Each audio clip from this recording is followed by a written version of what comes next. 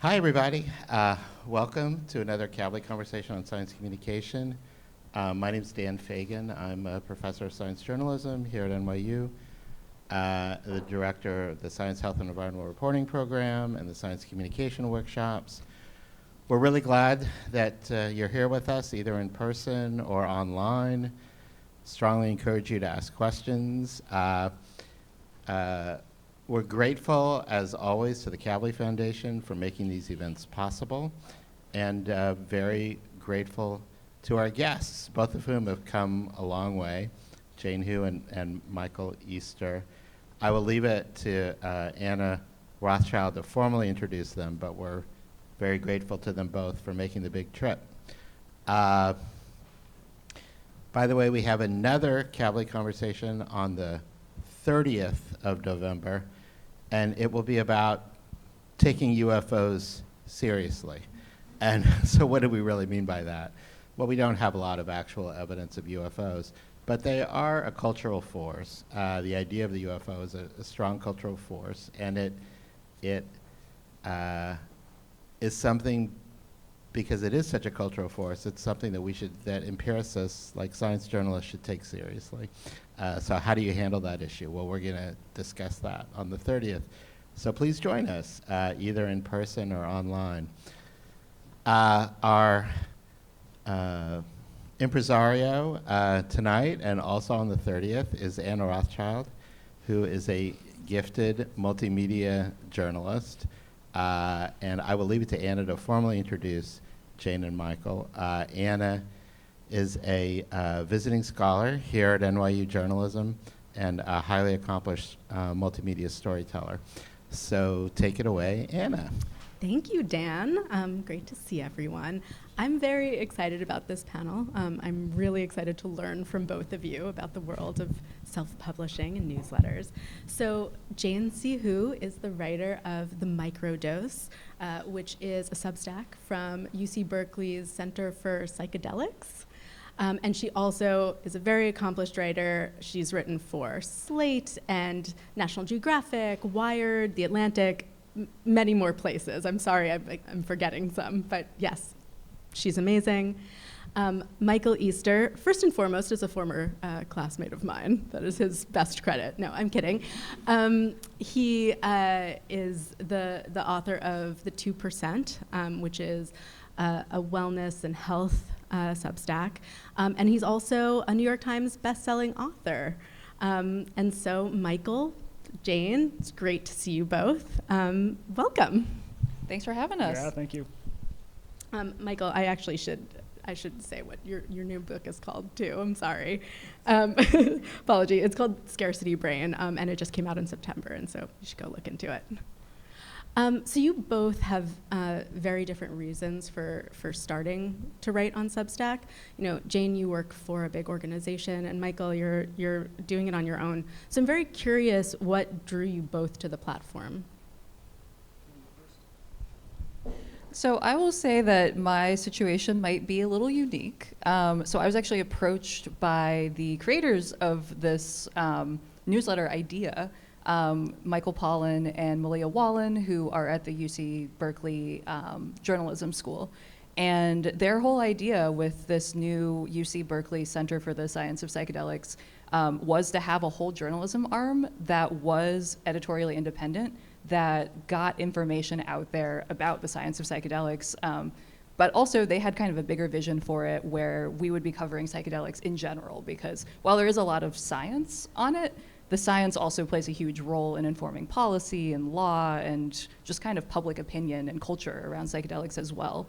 And so in, I think, like February 2021, they approached me, asked if I was interested. We chatted about our vision for it, and we officially launched in October of 2021. That's awesome. And do you know why they specifically picked that platform versus any other platforms that might be out there? I think there was some discussion about it, and I think just because Substack was one of the more prominent platforms out there, and it seemed like it had a lot of easy tools for writers where you weren't having to, reinvent the wheel in terms of design and all of that. But yeah, I wasn't privy to all of the inside conversations about choosing one, but I got the sense that it just felt like a natural fit to have kind of everything in a box that you already kind of wanted as a writer. Yeah, for me, I'd written this book called The Comfort Crisis that came out, and I had got some attention around that, and I knew people were coming to my website, so I put in an email capture and decided to start a newsletter, like, hey, let's get people's email addresses in case we want to write a second book or a third book. And by that, the email list just kind of grew, even though I wasn't really doing much. I'd occasionally send out newsletters.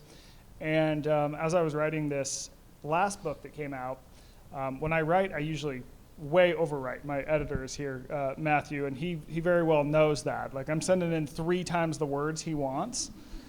So I finish a book, and I have all this stuff that I've reported on that I think is interesting, but it would just sort of sit there, and I would never use it. And so the idea of the newsletter was twofold.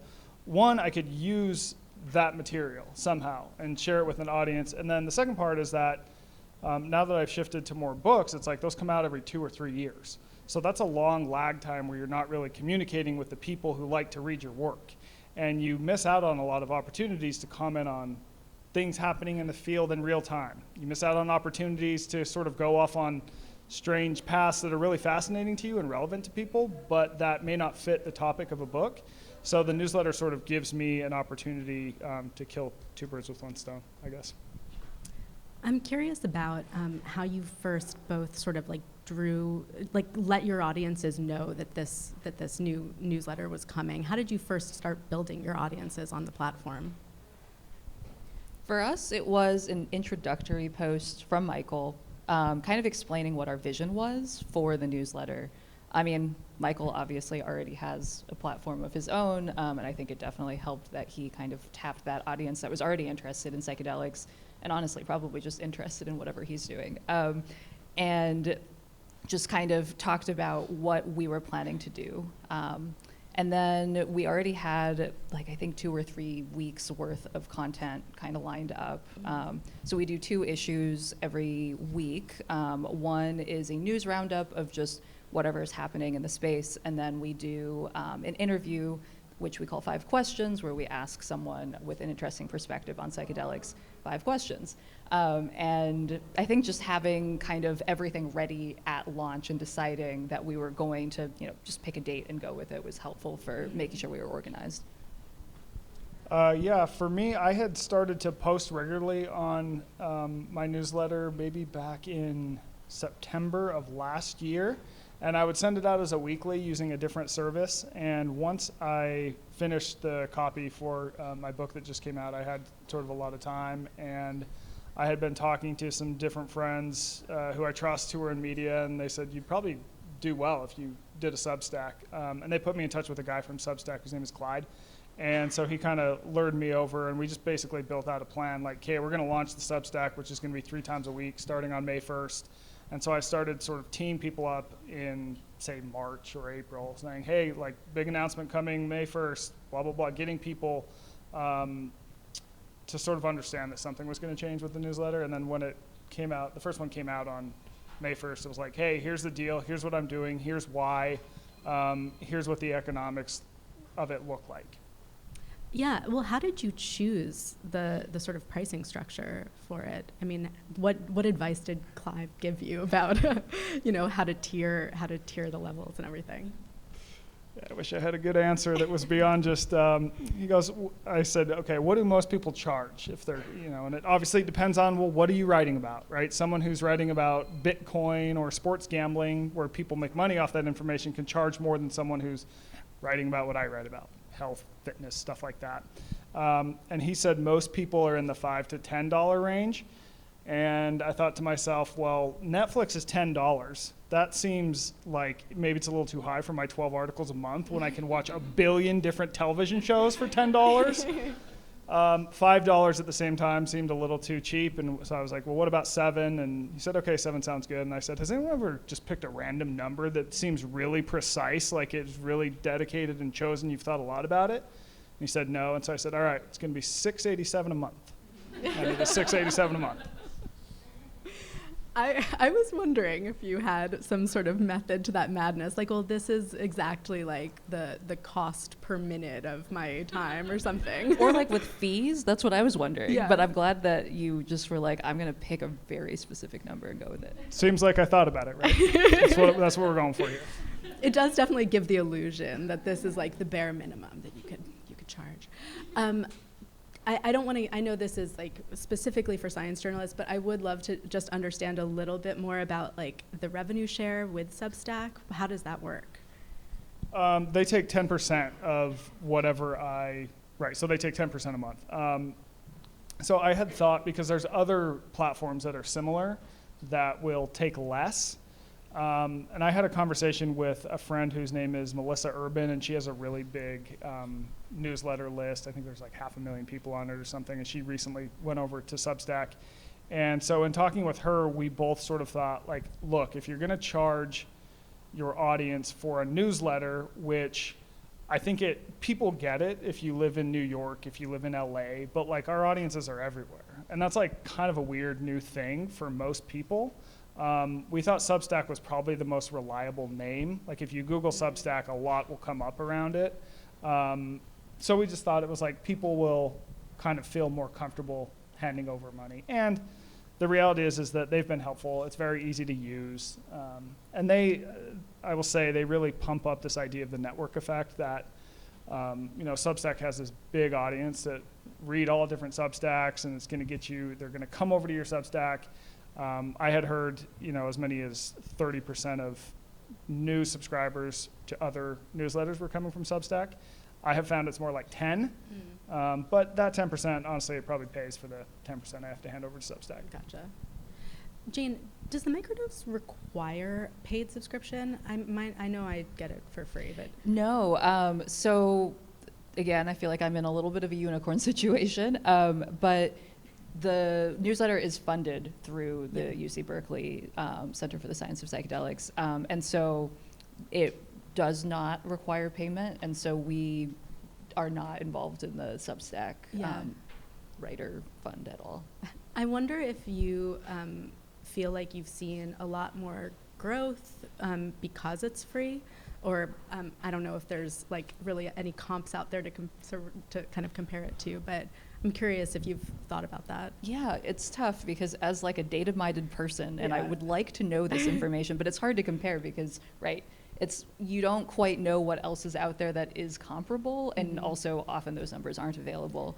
But I do feel like even if we don't have those numbers specifically, it does feel like there's something about the Substack network that provides some amount of leverage and subscription amounts. I do think it helps that it's free, but I also feel like the Substack network, we get a ton of recommendations from other Substackers, and also reblogging, just kind of like reposting our posts in their little version of Twitter. Very, very Tumblr. Yeah, it does feel very 2014 Tumblr in a way, except you can't write as much as you would, or put the cute little GIFs and stuff.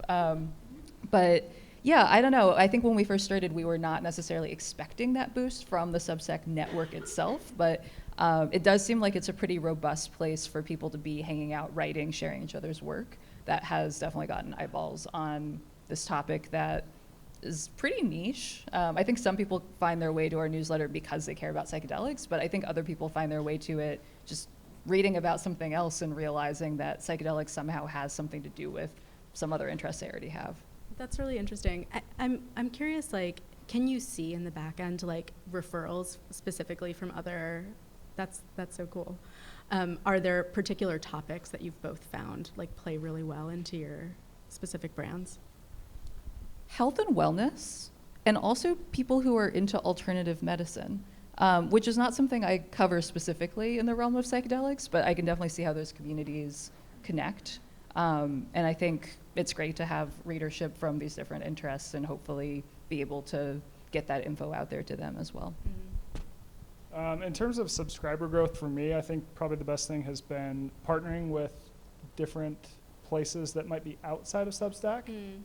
So for example, I did a thing with Huckberry, which is a big online retailer where, and they have a really big email list last New Year's, where I offered this free 5-day New Year, New You type of course, right? But it ran through my email. So people would get their email through Huckberry, and if they wanted to sign up for the 5-day course, it came through my email. So that got me a ton of subs. So like just contacting people and being like, hey, do you want to partner on something? Like, what can I offer you? But making sure the emails go back to you, I think, is the value add. Because they're getting free content from someone who's trained in creating content, whereas they're good at selling stuff, Yeah. right? Have you also seen a big boost since you've been on your press tour for Scarcity Brain? Yeah. That's amazing. Yeah, there's probably been, I don't know, maybe like 20% subscriber growth, I would say. It's Awesome. been good, yeah. Oh, hi. Hi, I have a question. I just started a newsletter in my day job, and I was between Substack and a platform that we already had kind of built into our WordPress. And the downside, I think, of what we ended up using is that we don't have any way to display the newsletters online, like on Substack, as you're mentioning, reposting and that whole ecosystem. I was curious, kind of a reader behavior question, if you see a lot of readers reading a week later, looking at old newsletters, do people tend to read it as it hits their inbox, or is there a lag and things kind of get recycled? And how much does that help you to have that other part, apart from just the referrals and subscribers you mentioned? I should look at those stats. I find that usually just because we run on kind of a weekly basis, I end up looking at just that week and rarely go back. But if you want to know that, I would be happy to go back and look at my stats and let you know. For me, I think that having the home site with a link and a dedicated page that you could share makes it way more shareable after the fact. So before, when I was with another service, if I wanted to promote something, I would have to be like, hey, this really cool thing is coming. Trust me. You got to trust me. If I can write something that people enjoy, they'll share it themselves, and they have a link. And then when people go to the link, I mean, Substack does a nice job with the first thing that you see is the pop-up that says, join this, and put your email in. And so I think it just helps with that, for sure. They also just, I think, redid their app or rolled out a new version of the app like just a few months ago. I mean, you're smiling, Jane. Is it a good thing or a bad thing? I don't have it, and I feel like I should. Oh, that's so funny. I was wondering if you noticed any sort of like algorithmic changes, because I know that Chris Best wrote this whole post being like, the algorithm is going to, change everything about discovery. And I'm just wondering if they've actually sort of changed discovery in an appreciable way since September. I honestly, I don't know the answer to that. Okay. Sorry. It's okay. I also have not noticed anything in particular, but I appreciate conversation about the algorithm, and I do think it is important that we, especially as journalists, talk about how insidious it is that a lot of these tech companies have such power over who sees our stuff and how often. But I found that kind of in my just personal life, or I guess my professional life where I am writing a lot, I've seen so many of our pivots to video, pivots to, whatever, in response to this black box that, while I think the criticism is important, I also don't know functionally what to do about it anymore. Yeah, I know. As somebody who's like a walking pivot to video, I feel that pain. Dan, did you have a question? Yes, I do. I want. Shocked to hear it. Yeah, surprise. And it's a rude one. I'm trying to sort of channel what I think is probably on people's minds, at least some people, and that is, is this sort of can it be sort of life-changing income? Is it just a little bit of income? I mean, and I think that's highly variable, but I know people that have been really successful substacking, like you guys and others. And I also know people who have really struggled with newsletters and sort of making the economics work. So to the extent that you're comfortable talking about it, or maybe what you've heard, is this something that you do because it supports your other work, or is it really a source of significant income if you're successful but not a superstar? Does that make sense? Sorry to ask that very rude question.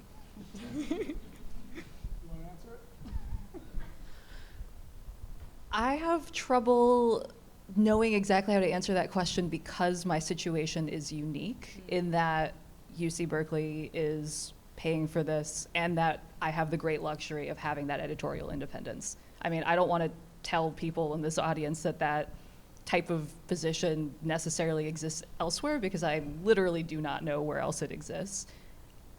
It's a great model. If other if other institutions want to do that, I think it's replicable, but I don't personally have the power to make that happen.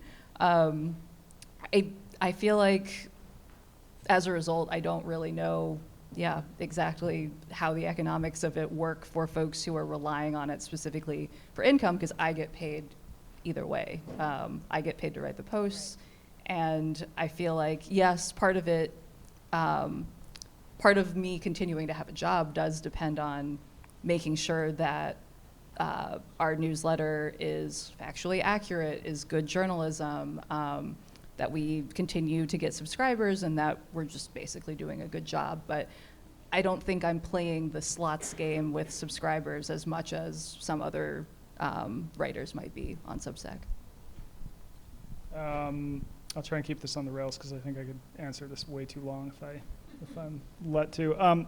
So here's what I'll say, is that I don't know if starting on Substack from zero is a good way to build an audience. I literally, and I'm saying that like I just don't know. For me, I had an audience that I brought to Substack and then offered them a thing they could pay for effectively. Could I have built an audience just from on Substack alone? I really don't know, but I do know that something like a book, which in my case it was a book, allowed me to get on podcasts, allowed me to get on other outlets where I could build an audience and then go, all right, I'm launching a Substack. It's going to be awesome if you like my work. Come on over. And I will say that it's been more financially successful than I anticipated, and I'm happy about that. Mazel tov.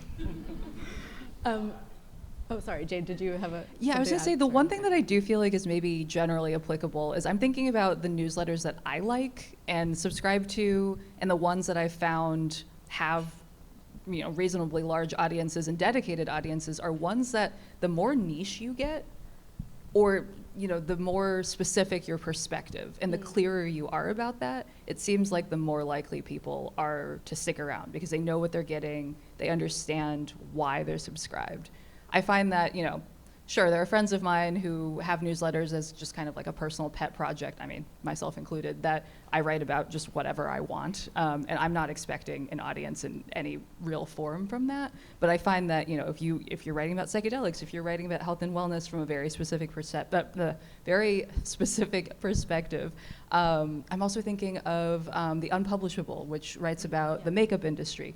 These are all, there's a uniting theme for all of those posts, and there's a very specific perspective that people are coming to you for. And I think that really does help, even if you don't have a particular platform beforehand. If you're filling a niche that that kind of your more traditional journalism outlets where it's not quite a beat, but that articles about that come out, but you want to kind of have a cohesive place for them, that seems like a good in to form a newsletter that people might be more interested in subscribing to.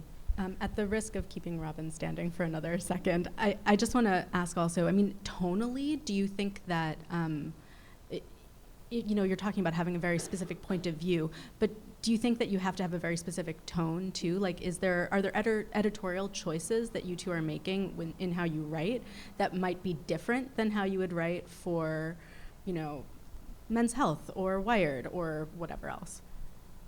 Yeah, totally. I write the newsletter more like I write my books. I think when you write for a publication, it naturally gets filtered kind of through their voice to some extent. Some publications more so than others.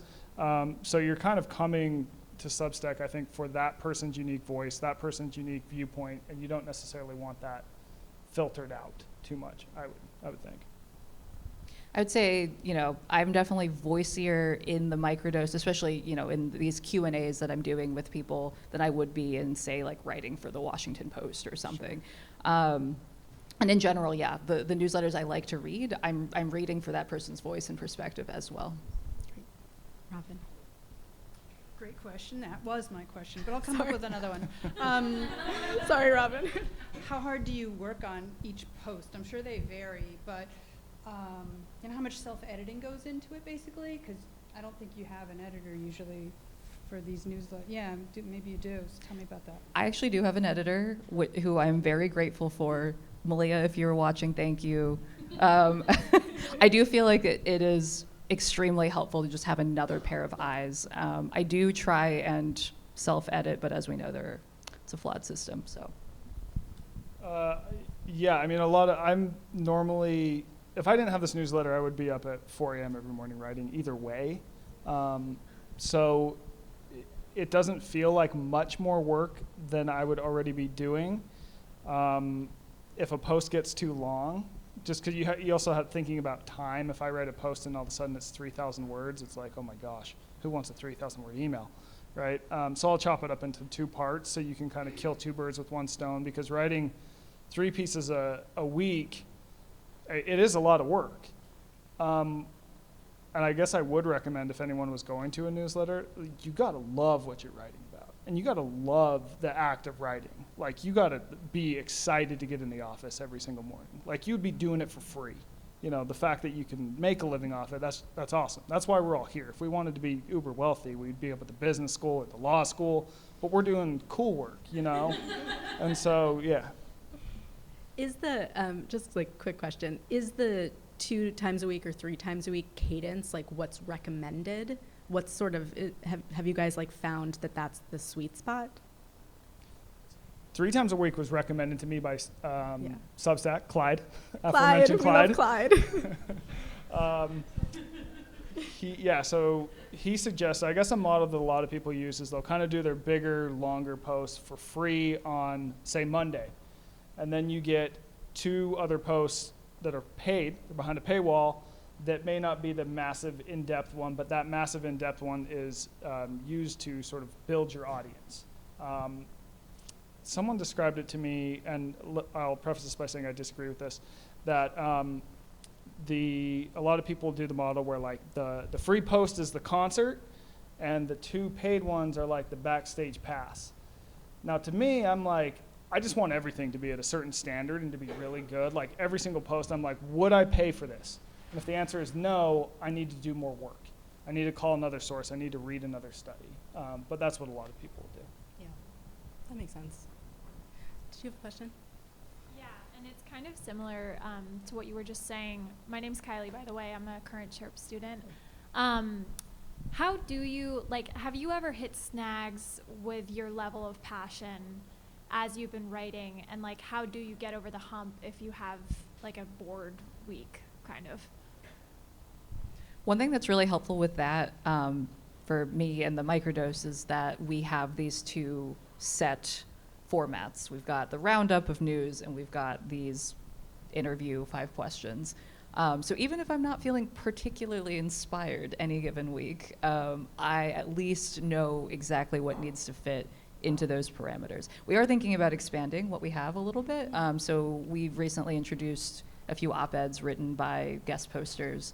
And then we might be trying to experiment into doing kind of single topic reported pieces, just to mix it up a little bit, because while the format is really helpful for keeping that passion and keeping myself going, even if there are weeks that I'm not particularly inspired, I feel like it is also constricting in a different way. So I'm curious, I don't know if you've sort of thought about this, but as you're going to test out these new formats, how long would you keep that experiment running, kind of, before you decide whether it's worth continuing?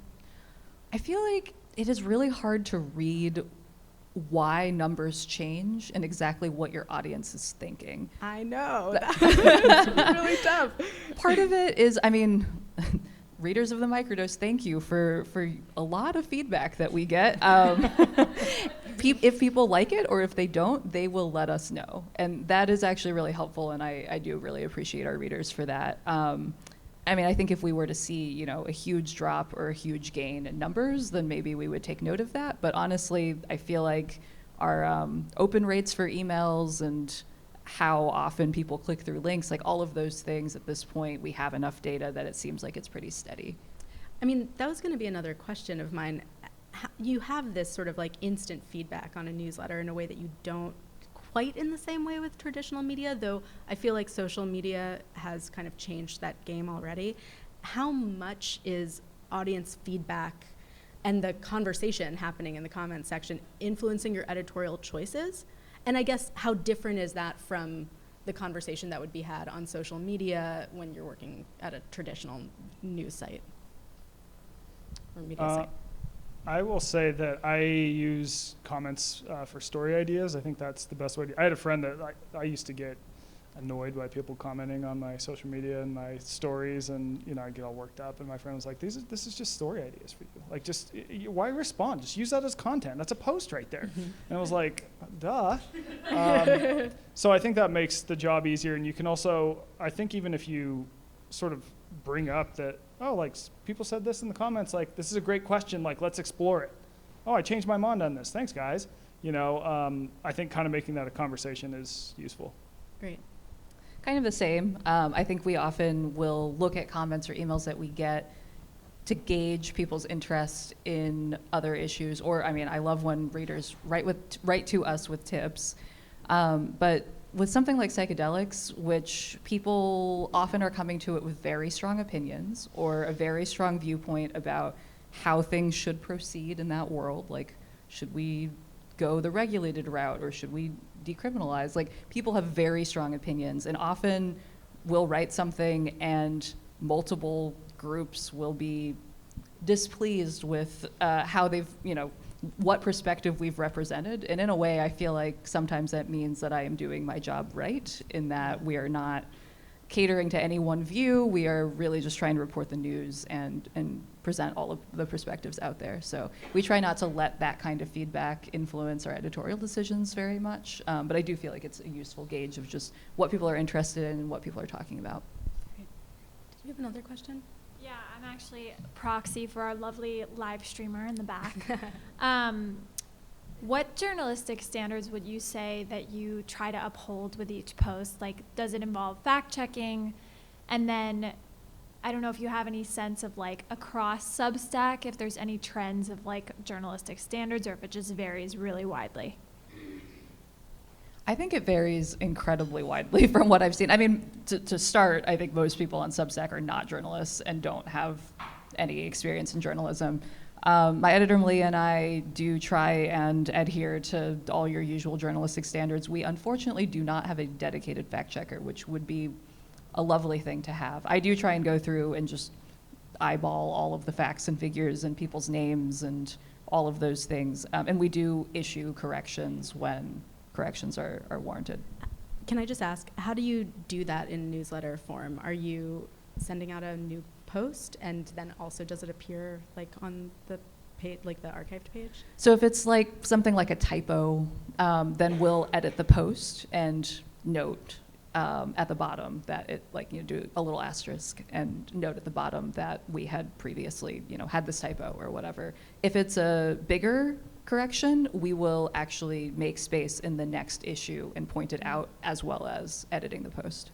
Great. Yeah, I fact check myself, and if there's an error if it's a small error, like I spelled someone's name wrong, it's like, whoops, sorry, I corrected in post. If it's like I fundamentally got something from a study wrong, then I'll just call it out in the next newsletter, like, hey, I missed this point, someone brought up this is a good point of view. That makes sense. When I was putting together this panel, one thing I noticed looking through popular science Substacks is that there are a lot that are focused on health and the body, and that like many of the most popular science Substacks are health wellness focused in some way, even if it's tangential. And I'm curious why you think that might be. I mean, you both are in this space, so what do you think is drawing people specifically to this sort of more personal writing? To the topic of health? Yeah. If you look at trends, maybe people are more unhealthy than we have been for a while. I don't know. It's a good question. I think maybe the pandemic, honestly, probably, I would imagine with yours with mental health probably had some effect. Yeah, I don't know. I couldn't say for certain, but that's my... I think it's just a deeply personal topic, right? And I feel like often in traditional coverage, it's very just the facts. And the Microdose is generally pretty just the facts. Yeah. But we do try and include perspectives in our interviews from people who, get into why they study this or why they're working on this issue. And I feel like people often want to see a little bit of that personal touch and to understand the stakes a little bit more. I do think that single study reporting is, of course, an important part of the general ecosystem of science journalism. But if you're getting your health news from a traditional kind of newspaper magazine, you're like, is coffee good or bad for me? Often I feel like a lot of the things that people really want to connect with those issues, I feel like newsletters often can get into that territory a little bit more than your traditional reporting. Yeah, and maybe also just because it's more findable as places have sort of limited their science coverage. What? I was trying to be a little, judicious about how I said that. But yeah, maybe it's just kind of people are seeking this out as a lot of traditional news sites have cut back. Yeah, I'll add to what you said. That's a really good point. So I think I used to work at Men's Health for a bunch of years, and that was very much here's a single study, we're going to say something about it, and then next month there's the opposite thing, and everything is very sort of dumbed down, for lack of a better term. Now, on the other hand, I think you've seen a rise of, say, podcasts that are 4 hours long about some very specific part of health, and it's we're talking about hydration for 3 hours, and it's drink water, 2 words, gotcha, right?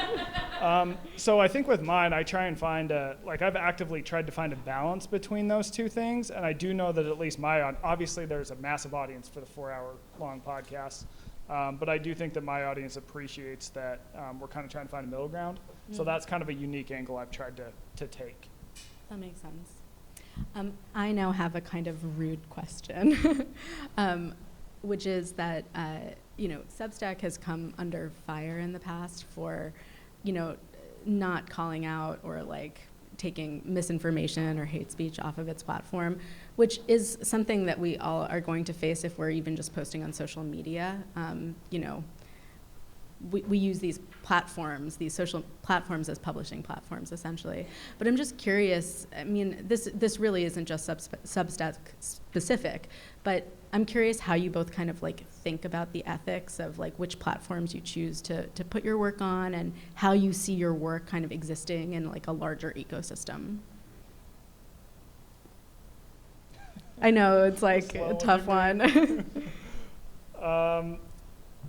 Yeah, that's a good question. Look, I feel we're at a point now where every media company, whether it's traditional, whether it's untraditional, is at a point where they're getting tons of criticism. And I will say that my audience doesn't know about that stuff. You know what I mean? I think sometimes in the world of media, that stuff's on your radar all the time, and it's it's in your face.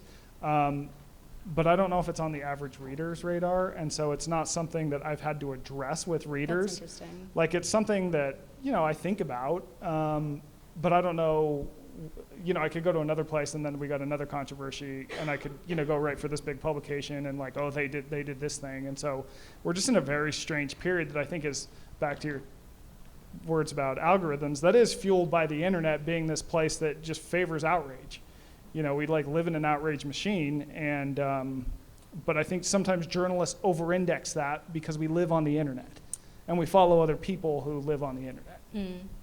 Do you feel though that there are ways that you're signaling the rigor of your reporting that you wouldn't necessarily do if you were working for a big publication, because it would just be, I don't know, implied? Or do you think that, again, people just aren't thinking about this enough to even bother making a sort of editorial change like that? Oh, you mean with the content itself? Yeah, exactly. Are Okay. you specifically writing in a way that's I'm trustworthy because this, I link out to every study. Yeah. So it's I think they can follow the work if they want, So, Mhm. yeah, actually, in that sense, you have more room to go down the rabbit hole on It's Substack, because true. everything would get edited out, right? Right. With if you were in a print publication. Right. That's true. I think in general, people don't even really know about journalistic ethics and what journalism is, to be honest. I think as much as I've tried to explain, even to sources, some of whom have had interaction with journalists, this weird setup that I have where, UC Berkeley is behind this newsletter financially, but we're editorially independent and we are reporting this out in a journalistic way. Yeah, I kind of am in the same boat as you, where I feel like most of the readers are not aware of the conversation around Substack. And I think really what this comes around to is a conversation about content moderation in general on the internet and people's internet literacy and understanding what these websites do and what platforms are, right? Because in the one way, it democratizes people's ability to get information out there. But on the other hand, you don't know who is reliable. And that is a perpetual issue, right? Like, anybody can start a Substack, anybody can publish anything at any time, and they may or may not care about journalistic ethics or fact-checking or facts even. Mm-hmm. And I feel like there's this bigger issue in society right now where media literacy feels like it's really at an all-time low, and I think it's really difficult for the average person to know whether what they're reading is credible or not. And I do think that these platforms sometimes can make it hard for people to understand that. And in a way, I think they're kind of banking on it, right? Like, it doesn't particularly matter which of those creators are making millions, as long as someone is making millions. But anyway, if we want to have a bigger conversation about content moderation, I'm game for that. But it's tough to know what to do as an independent journalist in this kind of space right now, because while I have personal thoughts about it, it's hard to know where to go that you can be fully clear of these issues. Yeah. Dan. So I have a related question. I guess it's really for Michael. And that is, Michael, my memory, you'll correct me if I'm wrong, is that you've been on Joe Rogan's show multiple times. And I've had not experiences analogous to that, but like I was on Bill O'Reilly's show once years ago. And it was, made me really nervous, but it also, I saw it as a potential opportunity that I'm not sure if I really took full advantage of. But in your case, what is that experience like, and to what extent do you feel like you need to shift what you do because you're talking to someone like that with that massive audience, but is certainly not a conventional science journalism audience, not by a long shot? And just tell us what that experience was like, and sort of what you learned from it, sort of what your takeaway is, and how important was that in you finding your audience? Here's what I'll say. I think that Joe is a great guy. He's very inquisitive. I think he's very knowledgeable. Do I agree with everything that he says? Of course not, nor will I agree with anything that any of you say all the time, right? So I think when I think about going on a podcast like that, I believe that I believe in my message and how I've reported my stories. And that's what I'm there to talk about. Now, there were times when I was talking to him where, it's a Joe Rogan podcast. It's kind of like this, right? It's going all over the place. And sometimes we veered into categories that I didn't really want to talk about, and I just didn't really have much to say about that. I would just bring it back to the book, right? And so that's sort of how I approached it, thinking I'm here to talk about the book. I'm here to have a fun and interesting conversation. If it goes into an area that I don't really feel comfortable talking about, I don't need to go there. Do I need to feel like I need to correct this person? Not really, unless it was really egregious, I think that he brings on a lot of people that I disagree with a ton, but he also brings on a lot of really sharp scientists, which I appreciate. And I do appreciate that he's willing to go all over the place. I love that about him. And I feel like he's a genuinely nice person. I've had really good interactions with him. So. How important has that been for you? Matthew? Very important. Yeah, Matthew's my editor, my book editor. It was the first podcast I did for the Comfort Crisis, and that just opened the door to, once you go on that podcast, you go on a lot of others afterwards. And so it sort of got the ball really rolling, and it's been really important. And yeah. Hi, thanks. I'm Olivia, and I'm a current student. But just this morning, speaking of newsletters, I was reading the New York Times daily newsletter, and they were talking about Netflix and how when streaming started, people weren't thinking of it as totally upending cable television as we know it, but just replacing DVDs. And so I'm curious if kind of at the dawn of Substack, if and how you're thinking about your role in capital J journalism as it's in this moment of flux, and if you're kind of this is a replacement for a blog or a column, or if you're oh, this is really changing how journalism as an organism functions. Both of our reels are just up here going. I don't think in terms of in capital J journalism. I'm just I want to write some cool stories that I think my readers will appreciate and that they'll learn from and that'll allow them to live better. Now, here's what I'll say about newsletters, though, is that there's a lot of different ways to communicate with an audience. There's Facebook, there's Instagram, there's LinkedIn, there's whatever. Now, if let's say I build a list of 1 million followers on Instagram and I put up an Instagram post that says, hey guys, come buy my book, how many people are going to see that? The answer is no one knows, right? It could flop, it could get 10,000 views, could get all 1 million views. Every person who follows me could see it.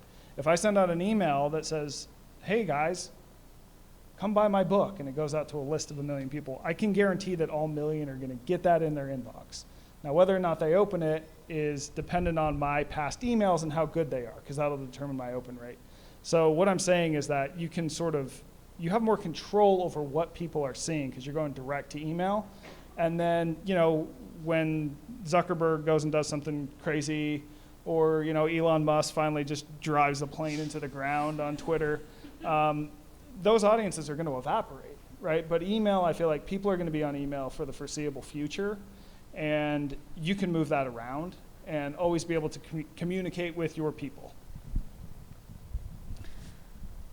Right now, I feel like at least in my little niche for my newsletter, psychedelics, there is definitely growing coverage, and there are legacy publications that are willing to cover it, but only in kind of an incremental, or it's not very incremental way. I feel like I see stories, the same few stories, honestly, going around the general science journalism world, maybe on a 3-month cycle.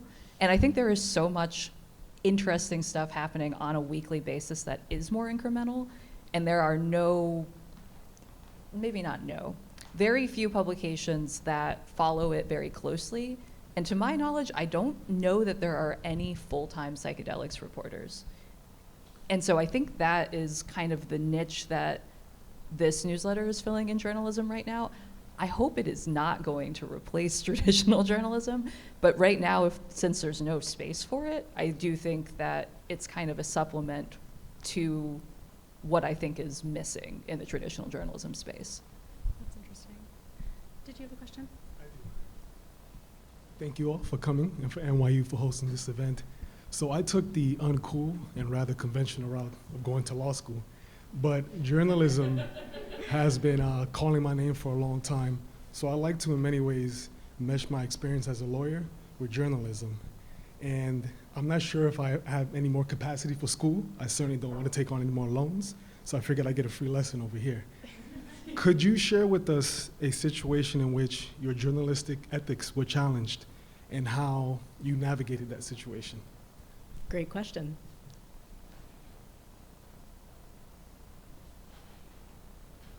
Yeah, I'll answer. I have advertising on my Substack, and Substack basically they don't want you to. They dissuade advertising, and my opinion is that if this is a product that I have actually used long before I started the Substack, and they want to advertise with me, cool. But some people would.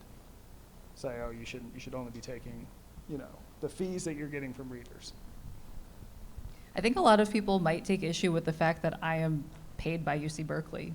A lot of people think that that means that Berkeley determines what I publish or has power over what I publish. And I guess to some extent that's true. They could say, we're going to stop paying you and if you write anything bad about us. It has not really been tested yet, honestly, in that sense. But I do think that going into it with this agreement that we would be editorially independent helps. I think also having the creators of the newsletter both be affiliated with the journalism school is also helpful for having that boundary. But again, that feels like very inside baseball where folks in journalism probably have opinions about that and understand the ins and outs and the complications of it. But I think to the outside world, a lot of times people don't understand how this newsletter is any different than just PR for the center.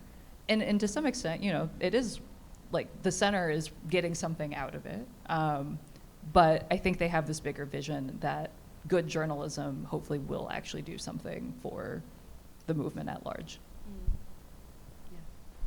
I was just curious, I thought your point was so relevant that what Substack offers for microdosing especially is a platform, right, that traditional media doesn't necessarily offer. And that's such a cool idea. And are there other trends you're seeing, things that are being written about on Substack that aren't being written about in other areas? I keep going back to the unpublishable. I think because I've read a lot of it recently. If people are not familiar with it, it talks about the makeup industry. It talks about kind of the background of some of the actual creation of makeup, but also the culture around it. And I feel like a lot of media that I've consumed, especially when I was a younger person reading fashion magazines and 17 and things, you just kind of took for granted that was the gospel, right? Like these were the cool clothes, these were the cool brands, and I didn't understand all of the background in the ad placement and the deals between these magazines and these companies. I think the name of that newsletter actually kind of gets at the exact appeal of it, right? Like a lot of this stuff has previously been unpublishable because what magazine is going to run that? Like maybe one investigative feature in some big hard-hitting magazine every once in a while. But as a beat and as a kind of a look behind the curtain, I feel like that doesn't really exist as a beat. And I think that's a great example of another kind of niche that people are really interested in, but hasn't really been served, or like there's not really a space for it yet in the traditional media world. Yeah, I almost feel like in a way Substack is kind of what blogging was, in the past. And so it's fun to just mess around on there and see what you can see, for sure. Yeah, I was gonna say, like, how much does this remind you of sort of like the mid-2000s, like, blogger era, I call my personal Substack my live journal because it basically is the same thing. But again, that's written for a very different purpose. Yeah. But yeah, I think that the difference is just the amount of amalgamated power. Blogger, like you literally had to just like type the URL in and like care enough. Or Google Reader, RIP. I will forever miss Google Reader.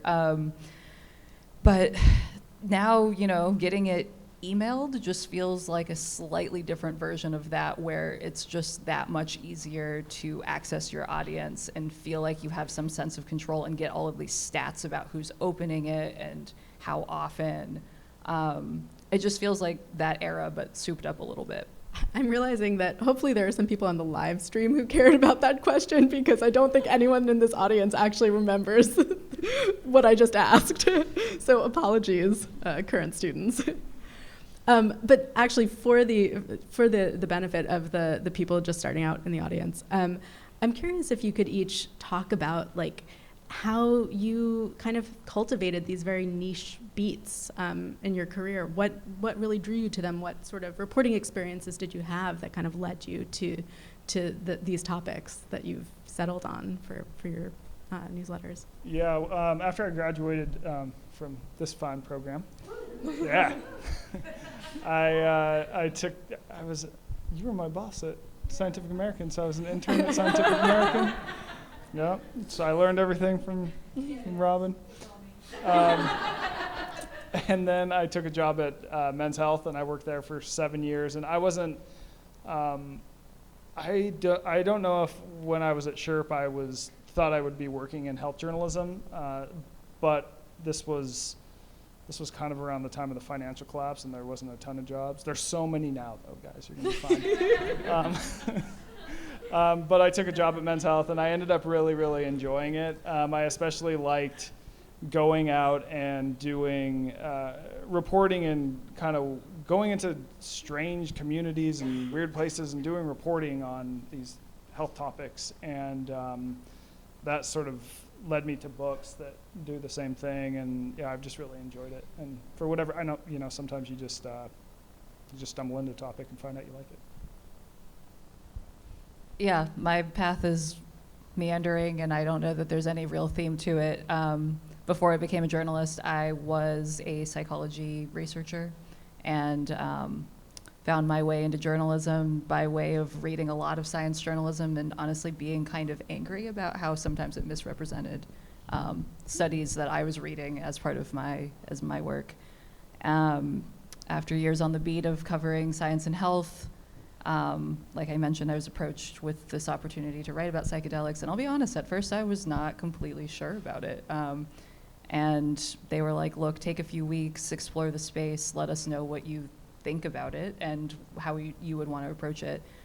I've always been a generalist, never really wanted to get really drawn into a beat, but here I am really sucked into this beat, just because I think it encompasses so many different areas that it's maintained my interest over time. So That's so great.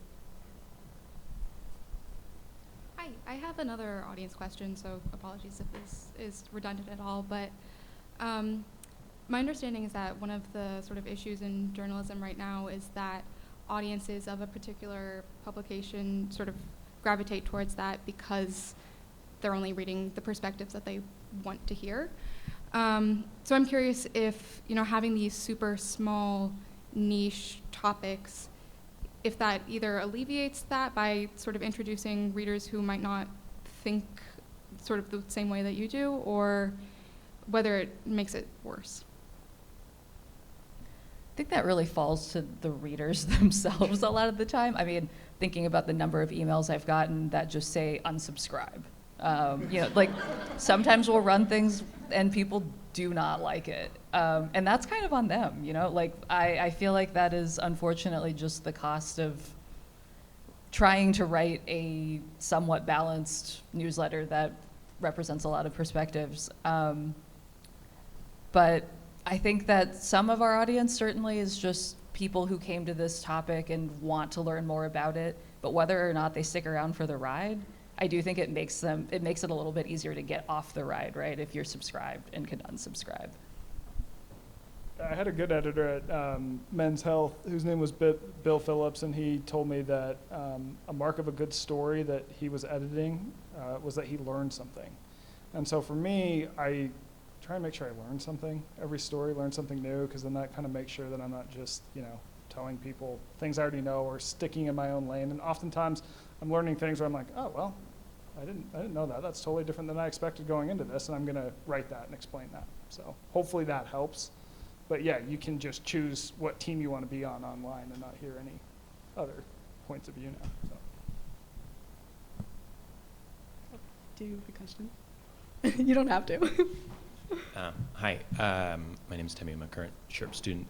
I know that both of you came into sort of unique situations, both being like part of UC Berkeley and then also having like an audience beforehand. But for all of us who don't have an audience right now,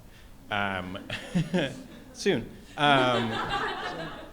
when you're looking across the Substack landscape and the ones that you guys read, like which are the ones that built their audience on Substack well, and like what was it about their specific newsletters that you think that we could apply in trying to build our own audience just on Substack?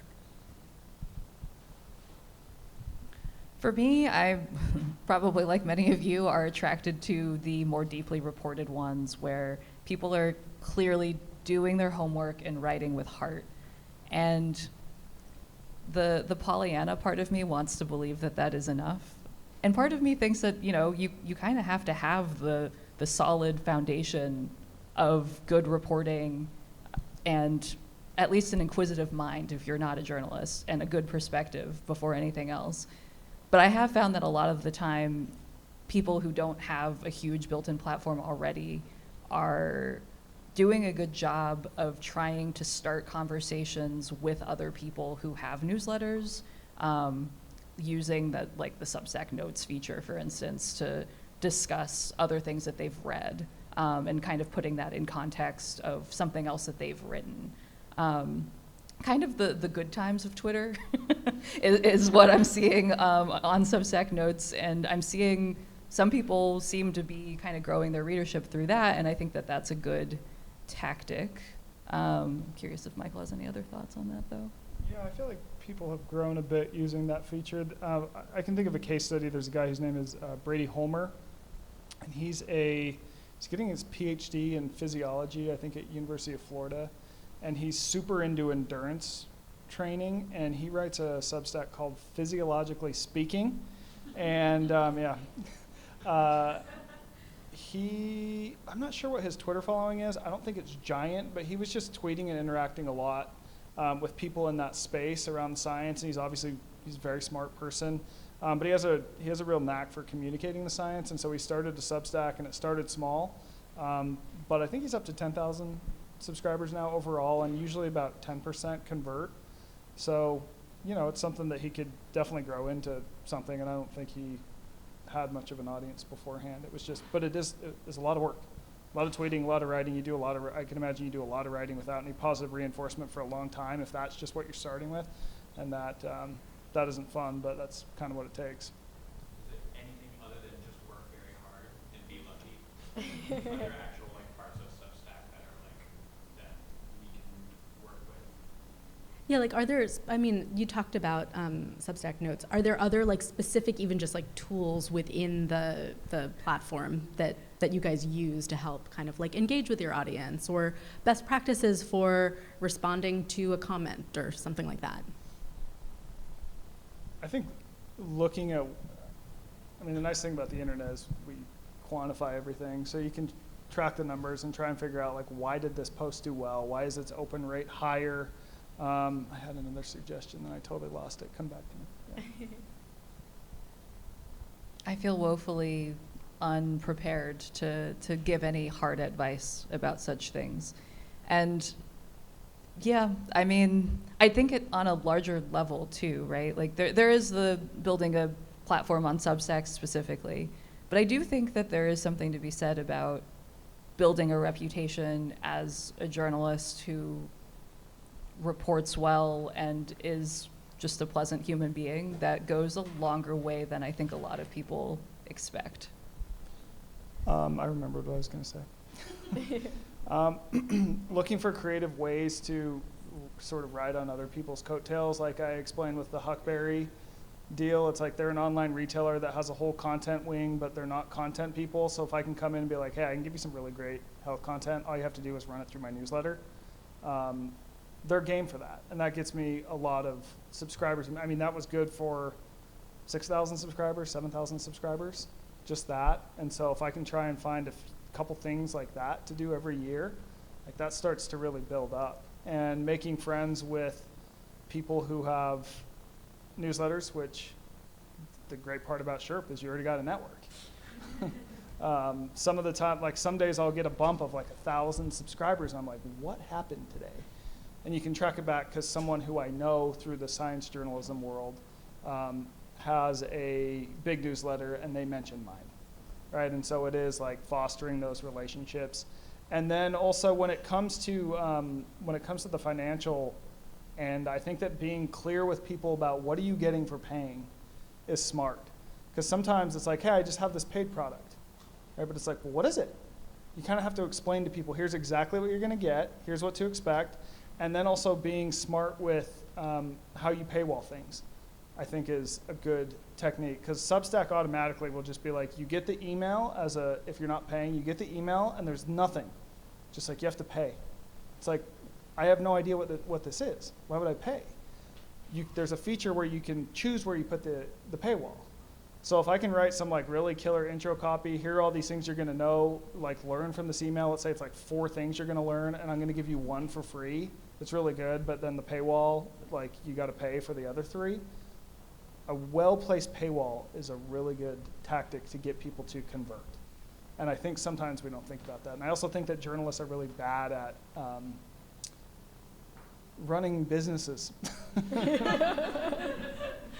We're not good at asking money. Like, even think about how when journalists write a story and they post it on Twitter, they're like, I wrote a thing, here's a link, right? It's kind of like, we don't like to promote ourselves. We suck at it. But I think you have to get in this mindset that like, now you're also the marketing team.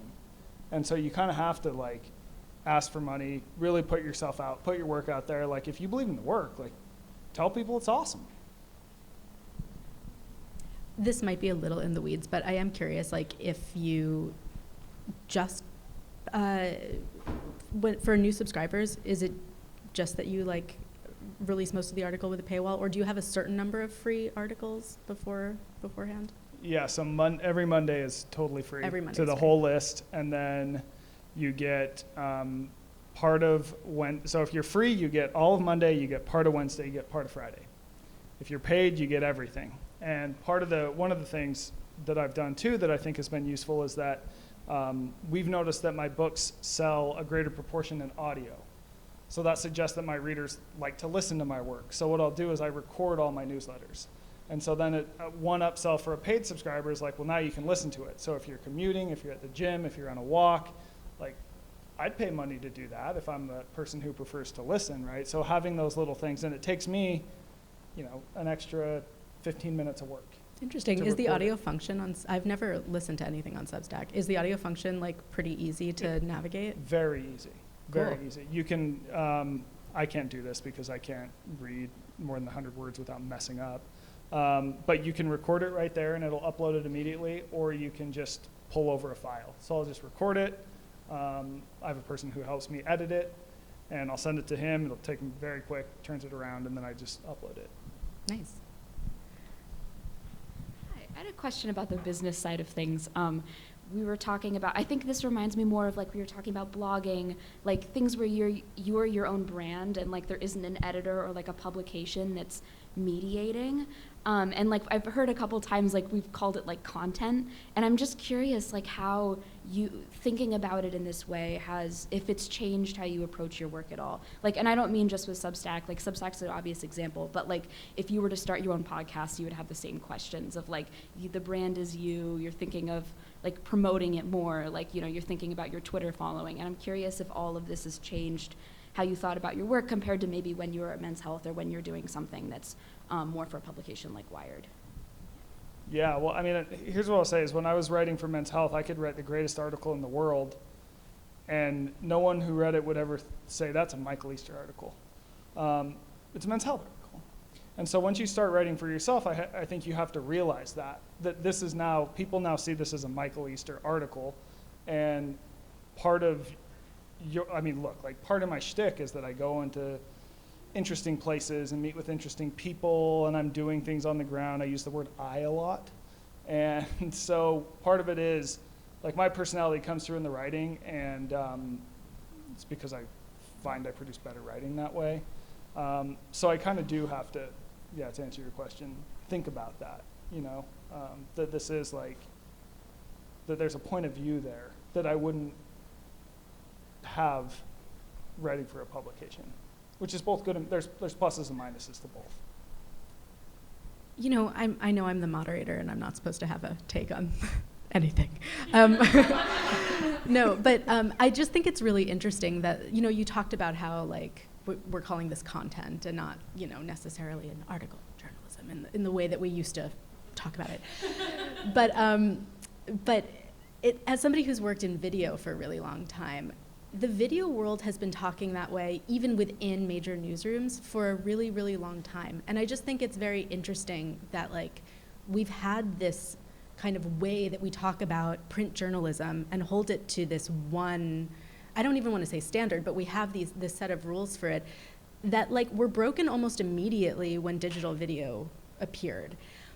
I don't really have like, I guess, a super intelligent add-on to that, except that, you know, I just think that like the model has already moved in different mediums, and now it's coming to print as well, and I don't think it's quite as radical as a lot of people necessarily feel it is. Does that make sense? I mean, that's at least my perspective. I don't know if you guys have another perspective, or maybe Dan would have another perspective too.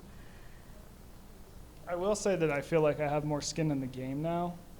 Like now I'm like, oh, I can't, like if I mess this up, this isn't just a Men's Health article had a mistake, you know?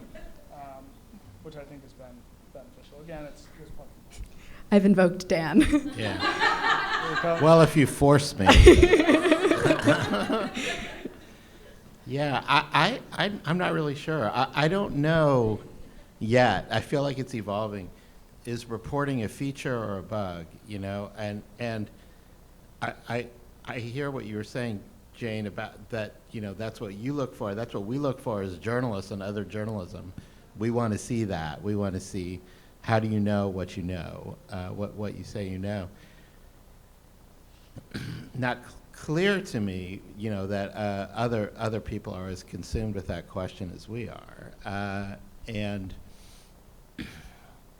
so I don't know. I mean, maybe Anna, you're a great person to answer this question from the world of video. You know, to what extent is the kind of transparency and reporting and sort of open-mindedness, maybe not putting your own take at the center of the work. To what extent is that desired in this world? You know, in this sort of new world, and maybe your point about text sort of coming late to this idea of content versus reported story. You know, maybe video has some lessons for us, both positive and negative. Right, and I'm not saying, to be clear, that like the deep reporting that we do isn't valuable. That's not what I'm saying at all. But there's an approach to thinking about it that is different, which is subtle, but I think changes the relationship that we have as people who create the media and the relationship that publishers have to the work, and may ultimately also, you know, have some difference to the audience as well. Yeah. Yeah. I mean, have you all noticed in your newsletters, when you have a hotter take, does it do better? Does it do worse? You know, when you are, you know, versus when you are being sort of super, when you're really doing heavy reporting versus when you're doing more sort of analysis. You know, what does better and why? And have you been able to sort of detect discernible patterns? Not in particular, but I do find that there are certain subjects or people with certain perspectives that end up getting a lot of views, or that piece in particular gets a lot of shares or like likes or whatever on Substack. And I think that and this has always been an issue in journalism, right? But especially when you are the publisher, just even what you choose as a journalist to cover, right? And who you choose to give a platform to in featuring their work and interviewing them as a source and including their perspective is a decision in itself. And I think that's something that people don't always realize is the case, or that it's even happening. Anyway, throwing that out there. Yeah. I think we have time for one more question, so. Hi, my name is Maksuda. I'm a Studio 20 student. So this Substack is like part of our one course. So I want to know that what kind of intimacy with your audience you have compared to other medias, like you mentioned about the book and like other news thing, and how you use that. Thank you.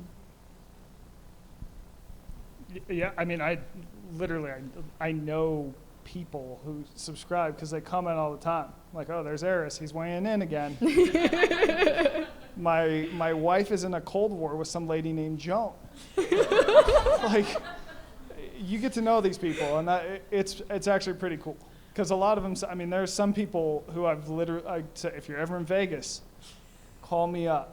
And I mean that, like, I'll hang out with them, and it is really cool. Yeah, same. I think that we have some habitual commenters and people who will email. Like, I mean, I feel like when you write a piece for a traditional media outlet, you might get an email or two from someone who has taken the painstaking steps to Google your name and find your personal website and send you a message through the contact form or whatever. But you don't get a lot of those, whereas I feel like with a newsletter over time, like I've developed sources through people who have emailed me with a tip, and over time, you get to know them, and you end up using some of the information that they've sent you. You end up kind of having a relationship with them a little bit, so.